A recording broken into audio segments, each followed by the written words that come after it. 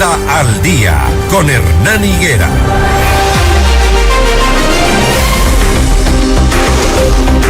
6:25, una mañana un poquito fría en la capital de la República. Hay que arroparse mientras esperamos la salida del sol. Un poquito tardío el amanecer hoy. Pero bueno, vamos a seguir abordando los temas de interés para el país. 6:25 minutos. Inti Gromberg, científico y ambientalista, está con nosotros. ¿Cómo le va, Inti? Buenos días. Buenos días, Hernán. Con frío igual que tú, oye. Sí. Está fría la mañana. Está fría la mañana, sin duda. Bueno, hablemos de la ley de áreas protegidas. Queremos identificar los puntos altos y los puntos bajos. Han dicho los legisladores del oficialismo que no se trata de beneficio de áreas protegidas para hacer sectores turísticos o proyectos de vivienda, que era un poco la crítica que se ha hecho, esto por el caso Olón, que fue mencionado también ayer en el pleno de la Asamblea. Han dicho que se trata de motivar e incentivar el turismo de una manera ordenada, incluso con un sistema de control de nuevos guardaparques, guardias, este sistema nacional de protección de las áreas. ¿Cuáles son los puntos altos y bajos que usted identifica? Bueno, gracias por la oportunidad de opinar al respecto. Es una ley importante, mi estimado Hernán. Está regulando el 20% de todo el territorio nacional, porque eso es lo que abarca las áreas protegidas del país. Y esto también nos hace ver que el Ecuador justamente necesita tener estructuras claras, modernas y acorde a los tiempos que se está viviendo para poder financiar esta conservación de áreas que tenemos acá en el país. Recordemos que el Ecuador, según varios estudios, es el país más megadiverso por kilómetro cuadrado de la faz del planeta. Entonces, la mayor riqueza que tiene este país, de hecho, es su biodiversidad. Entonces, lo que se discutió y lo que se termina aprobando, si lo resumimos de forma muy sintética, es la opción de que ya no sea solamente el Estado quien tenga que pagar, tenga que financiar la conservación de áreas protegidas en el país. Esto ha sido el modelo hasta la fecha.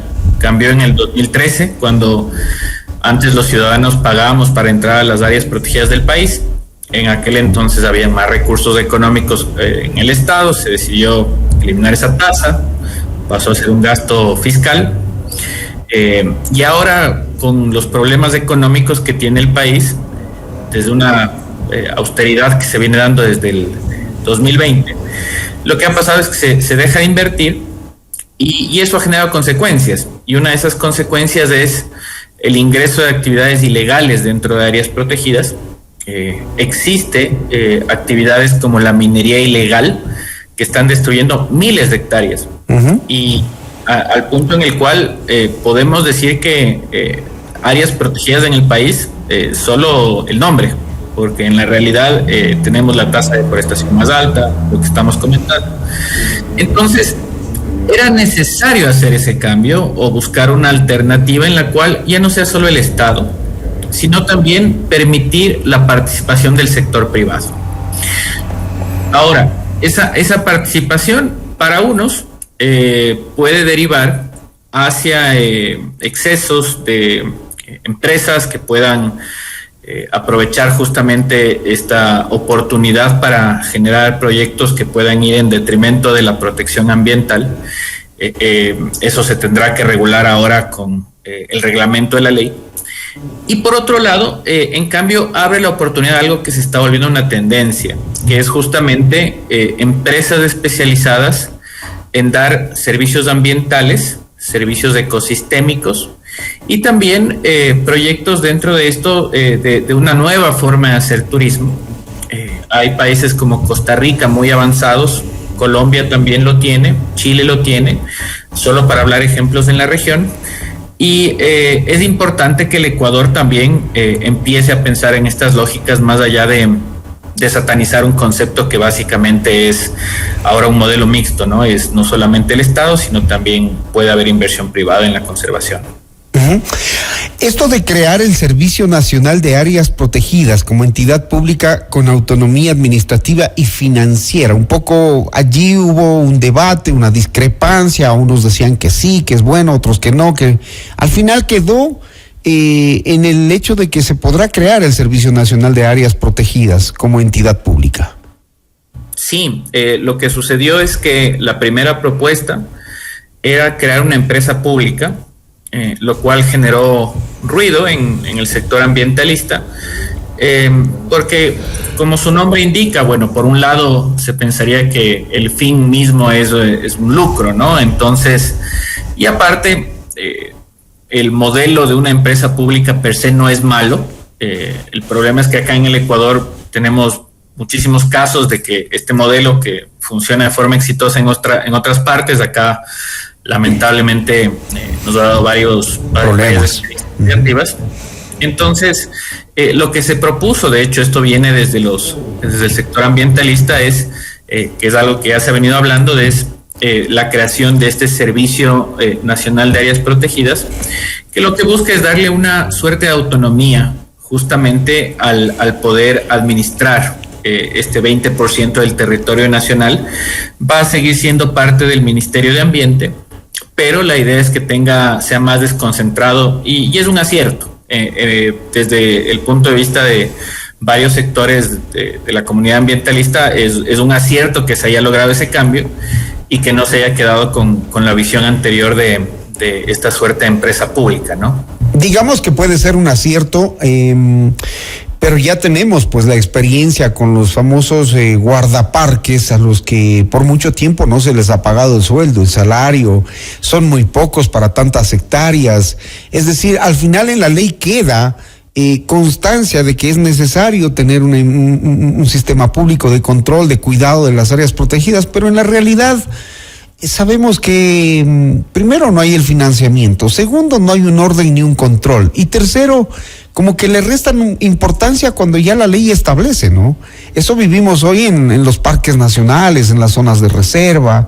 La gente ya empieza a entrar con animales cuando antes era prohibido, hoy ya no, se van por encima de la ley. Entonces lo que queda en el papel en realidad no es lo que en realidad podría pasar, ¿no? 100%. Hemos llegado a un punto en el cual, Hernán, y es triste, nuestra mayor riqueza, como te decía en un inicio, sin duda, es la biodiversidad.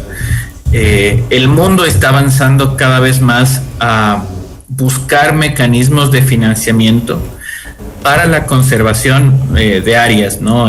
Se discute en Naciones Unidas, el año pasado fue en Cali, en la COP de biodiversidad, donde estuvimos presentes, y lo que puede ser una potencialidad para el Ecuador, que se ha enfocado básicamente en la exportación de productos primarios, sean renovables o no renovables.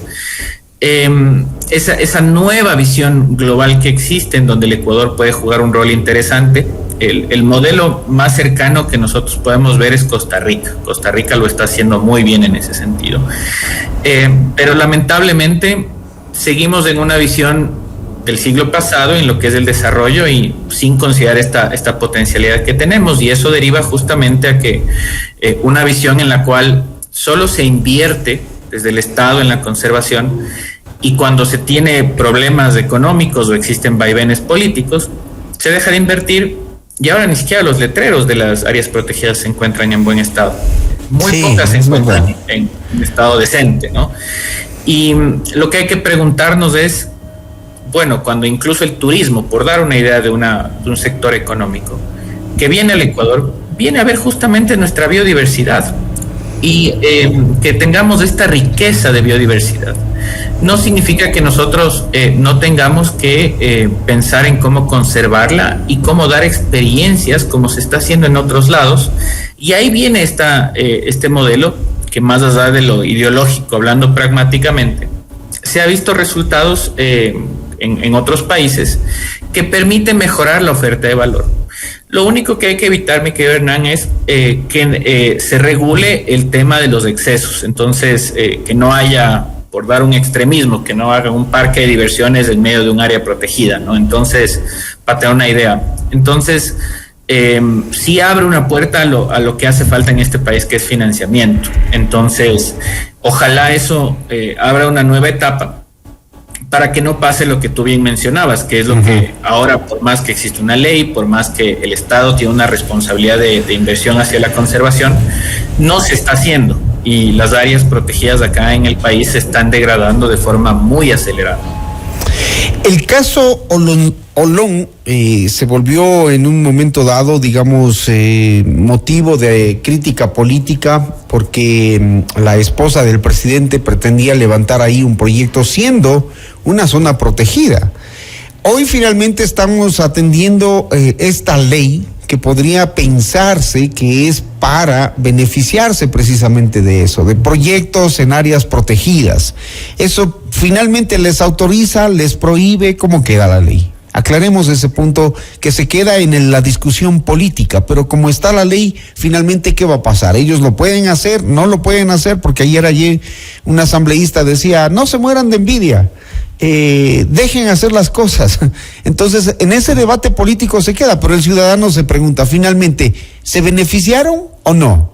¿Van a poder levantar o no esos proyectos que fueron cuestionados en un instante?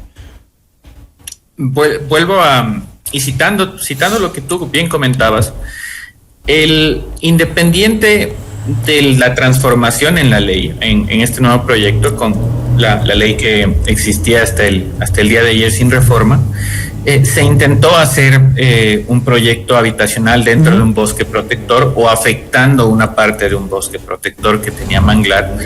Entonces, es necesario que justamente, tanto en el modelo anterior como en el modelo actual, se regule los usos del suelo.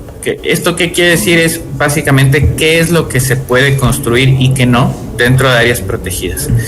Yo creo que hubo, a pesar de la premura por ser una ley económica urgente, las intervenciones de la comunidad ambientalista, ONGs, varias personas participamos dando aportes. Creo que en cierta medida lograron regular y está mucho más claro en el documento final cuáles son los usos de suelo que se pueden dar dentro de áreas protegidas. Entonces ya queda más claro que esto sigue necesitando una licencia ambiental, y esa licencia ambiental tiene que tener también una licencia social, es requisito. Entonces, del documento inicial, que quizás era mucho más abierto y se podía prestar a un mal uso o a un abuso, creo que ahora está bastante más regulado. Ahora bien, donde al final se va a definir las reglas de juego es en el reglamento, claro. Ahí es donde claramente va a ser donde se tenga que regular, y ahí sí es necesario que el gobierno tenga una visión muy propositiva y muy cuidadosa para abrir esta nueva oportunidad para el país, porque ¿qué se podría incluir en el reglamento? ¿Qué se podría incluir en el reglamento? ¿Que ya no se necesiten permisos ambientales, por ejemplo? ¿Podría modificar eso? No. Ya okay. Eso creo, eso queda ya como en la propuesta de proyecto de ley se encuentra esto, que sigue siendo parte de la normativa ambiental, del Código Orgánico Ambiental. Entonces, no, eso yo creo que no puede suceder. Hay un tema importante, por ejemplo, que se podría añadir dentro del reglamento, que es el que después de un proyecto de intervención de iniciativa privada, no se reste derechos al ecosistema. ¿Qué quiere decir esto? Que no haya un proceso de degradación.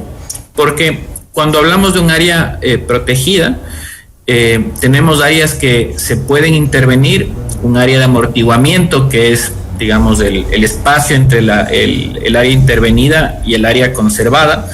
Entonces, se pueden hacer algunas cosas justamente para lograr blindar aún más el proceso de las áreas naturales. Está bien, entonces hay que estar pendientes de lo que decidan con el reglamento, de lo que vayan a estipular allí. Decían los asambleístas que no votaron por la ley, que precisamente llamaban o ponían las alertas en ese reglamento en donde podrían pasar cosas que no quieren que se pase con las áreas protegidas. Gracias, Inti Grunberg, científico y ambientalista, por atendernos esta mañana en el análisis de esta ley aprobada con 80 votos ayer en la Asamblea. Un gusto, muchas gracias. Gracias, muy gentil.